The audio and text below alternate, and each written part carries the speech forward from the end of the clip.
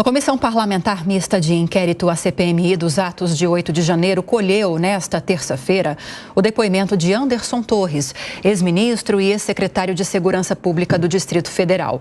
E para a gente falar mais sobre esse depoimento, que era tão esperado, claro, principalmente por governistas, mas também por parte da oposição, recebemos agora aqui no Jornal da Manhã o deputado federal pelo Partido Progressistas do Espírito Santo, Evair Vieira de Mello. Deputado, bem-vindo, bom dia. Bom dia e obrigado pela oportunidade. Bom, deputado, vamos começar então seguindo essa ordem cronológica dessas CPIs que estão acontecendo. Depois quero questionar a respeito da CPI do MST, que tem depoimentos importantes marcados para esta semana, para hoje e para amanhã. Mas queria uma avaliação do senhor em relação a essa participação de Anderson Torres ontem. Ele tinha a prerrogativa dada pelo Supremo Tribunal Federal de não responder a perguntas que de alguma forma pudessem incriminá-lo, mas ele respondeu a todos os parlamentares e de forma bastante tranquila.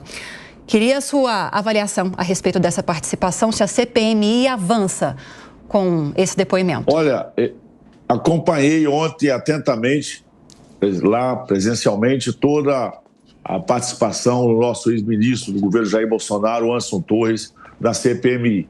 E eu digo que foi um dia, assim, realmente memorável.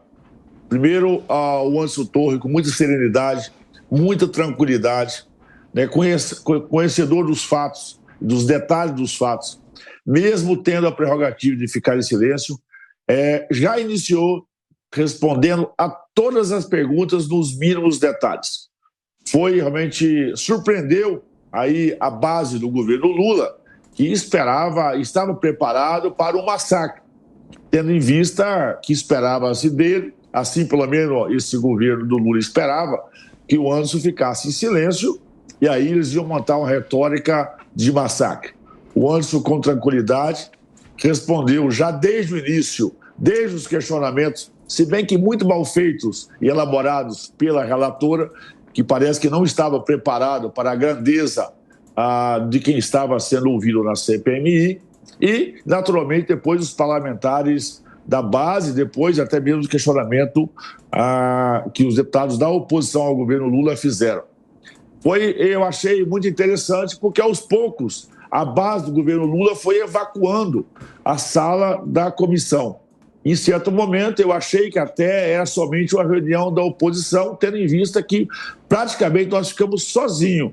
Toda a base do governo Lula saiu porque realmente viram que não iam ter nenhum sucesso nesse massacre que eles estavam esperando, porque o Anderson Torres respondeu com serenidade, com conhecimento, desmascarou todas as mentiras, as verdades, os factoides, os fake news que o governo Lula e a sua base estavam preparada.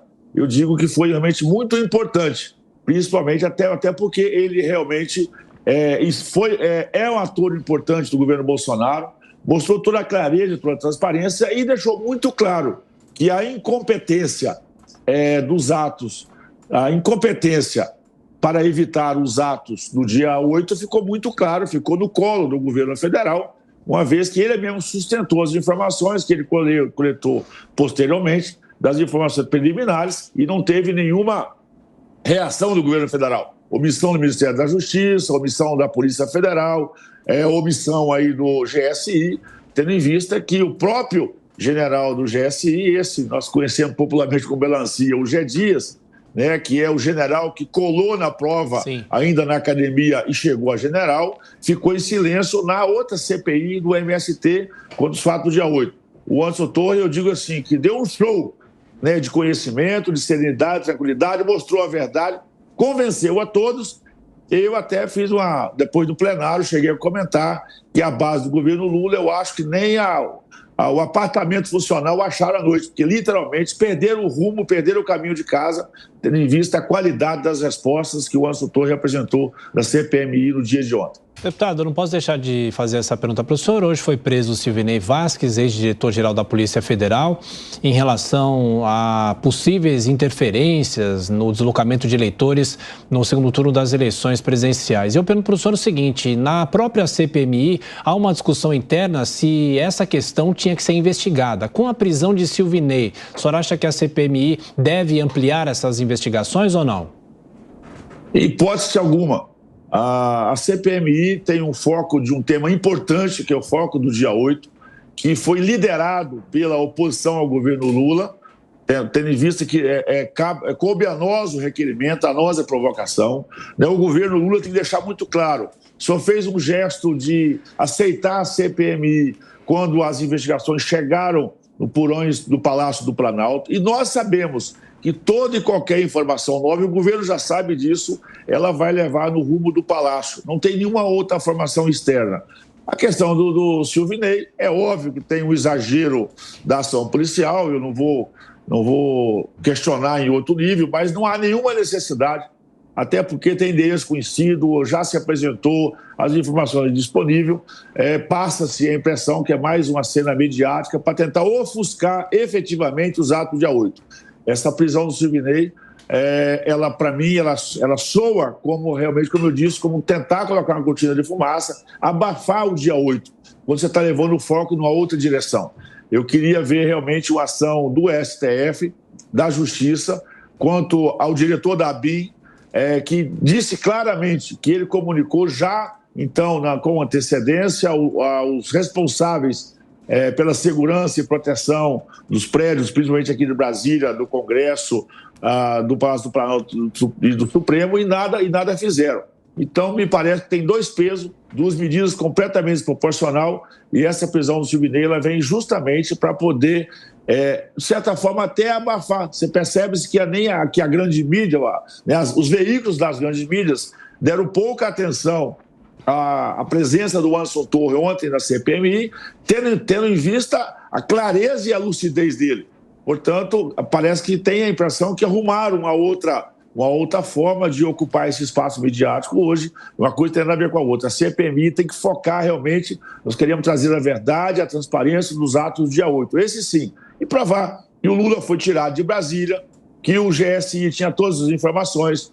Tá ficando feio e vergonhoso essa omissão do Flávio Dino de não entregar as imagens que não são dele, as imagens internas do Ministério da Justiça, é claro, só pela dificuldade que ele está colocando em entregar essas imagens, mostra que tem algo a esconder. E isso sim, que eu quero uma ação do STF para que possamos ter efetivamente todas as informações, todas as imagens, e tem muita coisa vindo por aí. Eu acho que a presença do fotógrafo vai ser muito importante, outros agentes vão ser muito importantes. Agora eu quero que o STF também dê aos brasileiros a oportunidade de saber e conhecer todos os detalhes do que aconteceu dentro do Ministério da Justiça e dentro do Palácio do Planalto, inclusive com as informações detalhadas da viagem do senhor Lula, que foi tirado de Brasília de uma forma clara, até porque já não tinha nenhuma emergência em São Paulo, tendo em vista que o fato acontecido e o motivo da viagem dele lá foi 10 dias antes.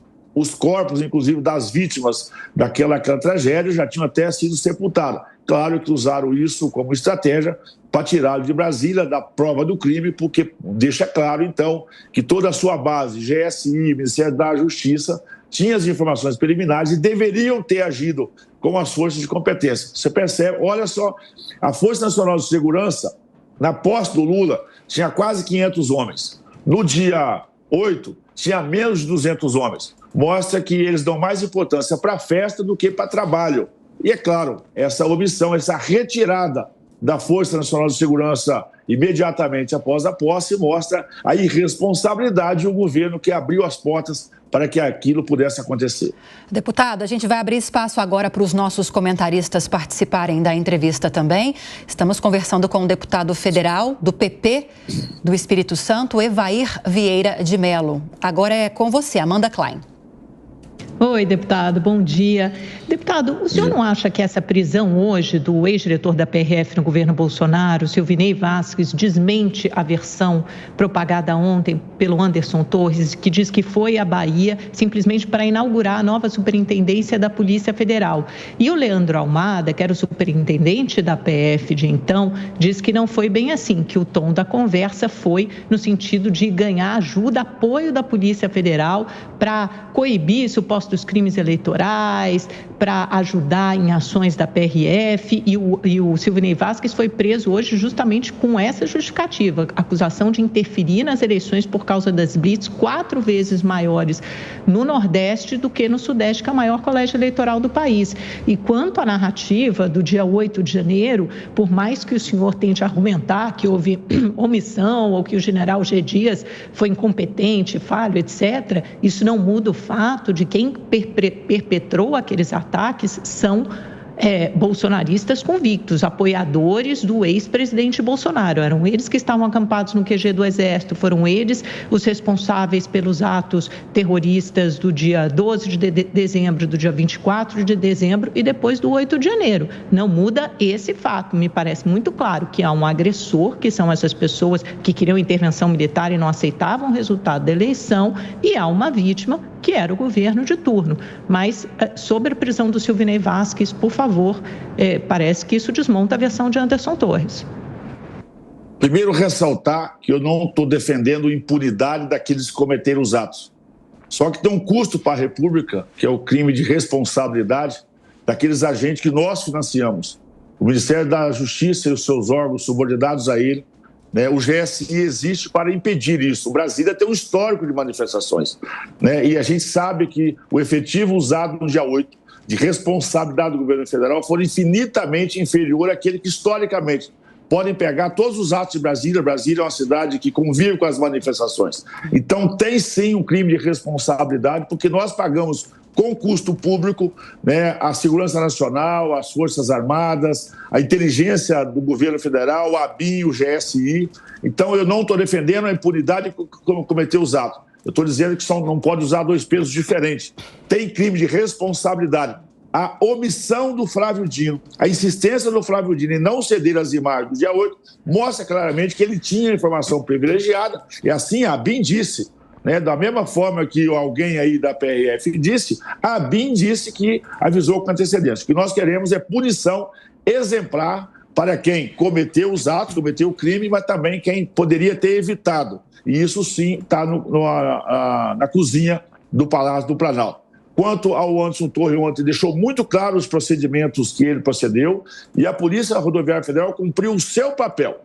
Vocês imaginam se tivesse acontecido uma tragédia ou um acidente que poderia ter sido evitado numa possível investigação da Polícia Federal, da Polícia Rodoviária Federal, também seria debitado na conta da PRF. Eu estou muito tranquilo, eu tenho certeza, conheço as operações da PRF, que se intensificaram por todo o Brasil.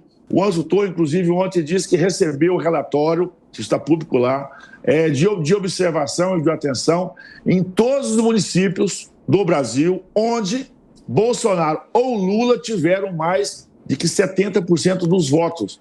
Ele disse isso claramente. Não foi só de Lula, foi de Lula e Bolsonaro. A PRF cumpriu seu papel brilhantemente, evitou realmente... A gente sabe da forte movimentação que são as estradas brasileiras, e a PRF cumpriu e deve cumprir o seu papel independente do ato. Se a polícia faz, reclamo. Se não faz, reclamo. A PRF, eu tenho certeza que cumpriu o seu papel e permitiu, sim, a trafegabilidade, permitiu o acesso, não teve impedimento e fez as correções necessárias para evitar uma tragédia que poderia ter sido, que foi evitada. Quando a tragédia é evitada, dizem que prevenção e saneamento elas são necessárias e é feito com antecedência. Eu tenho certeza que essa operação liderada pela PRF foi fundamental para permitir, inclusive, o transporte com segurança dos eleitores e não teve nenhum registro de impedimento para que chegassem às urnas. Bom, na sequência a gente tem o nosso comentarista Cristiano Beraldo, mas é sempre bom ressaltar que nós aqui do Grupo Jovem Pan em nenhum momento a gente está falando sobre esse assunto, a gente repudia obviamente a violência, somos a favor da democracia, estamos abrindo espaço para todos se manifestarem, a gente tem essa prisão nesta quarta-feira, daqui a pouco o Viga também do Rio traz outras informações e a nossa equipe também de Brasília. Agora você, Cristiano Beraldo. Deputado, bom dia. Ontem, o depoimento de Anderson Torres surpreendeu porque ele, de fato, se colocou ali à disposição para responder a todas as perguntas. Entretanto, a relatora Elisiane Gama, que adotou um modelo de trabalho que não é lógico, porque se deveria começar a investigar o que aconteceu no 8 de janeiro, para que aí, então, fosse regredindo e encontrando as pessoas que de alguma forma tiveram influência naquele ocorrido, mas ela está procurando de trás para frente, né? Que é uma coisa que não faz sentido do ponto de vista investigativo. E aí, mesmo ouvindo todas as respostas que Anderson Torres deu aos questionamentos feitos, ela sai da reunião fazendo duras críticas a ele, enfim, já com uma opinião contrária formada. Tendo em vista que esse tipo de comportamento demonstra que não há, de fato, um interesse em encontrar a verdade, mas sim de trazer elementos que corroborem com uma narrativa já pré-definida, qual é o resultado prático, real, efetivo que se pode esperar dessa CPMI? Tem-se a impressão que a relatora está trabalhando num outro processo e não na investigação dos fatos do dia 8, tendo em vista que ela, a todo instante, ela foge do tema principal, que é trazer a lucidez da verdade. E, é claro, ela ali está a serviço do Palácio do Planalto, ela está a serviço do ministro Flávio Dino, que quer sair a todo instante da cena do crime, do qual eles têm responsabilidade direta. Ela ontem foi muito infeliz, porque, como você muito bem disse, ela parece que ela entrou literalmente na contramão, tratando de outros temas que não têm nenhuma relação com o fato do dia 8. Ela é peça da estratégia do governo Lula de tirar o foco e tentar desvincular, porque eles sabem, eles têm informação da responsabilidade, das informações privilegiadas que o governo tinha, e não só 8 dias de governo, tem todo um processo de transição. Quem conhece a transição é onde todas as informações já estão disponibilizadas. O governo Lula chega com a equipe que tinha, assim, uma certa experiência. Ali não tinha nenhum amador. O Flávio Dino não é um recém-chegado, não é um estagiário que foi promovido, é um homem experimentado, inclusive na carreira jurídica e na vida pública.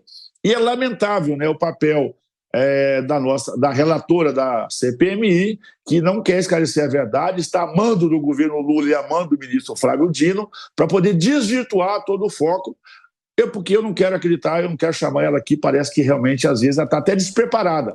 Ela não está se preparando bem, não tem, às vezes, nem argumento para poder fazer o questionamento das pessoas presentes, ou está orientada a ir a um outro foco. Mas ela, assim como a base do governo Lula, ontem, eu acho que, como eu já disse aqui, perderam até o caminho de casa, pela forma objetiva, clara e transparente que o Alexandre Torres, o nosso ministro fez a apresentação ontem, e ela parece, mesmo depois de ter ouvido as verdades, já estava com a cabeça, com a mente formada, ou seja, já estava pré-determinada, com o discurso pronto numa outra direção. É lamentável uma CPMI tão importante ter uma pessoa tão direcionada na sua relatoria, que parece, tem-se a impressão, inclusive, que o relatório está pronto e todo mundo sabe que o relatório não vai ser feito por ela, vai ser feito em outra instância do governo, possivelmente vai ser feito, já está sendo redigido lá dentro do Ministério da Justiça. Ok, conversamos com o deputado federal do PP do Espírito Santo, Evair de Mello, repercutindo essa prisão que foi feita agora há pouco pela Polícia Federal,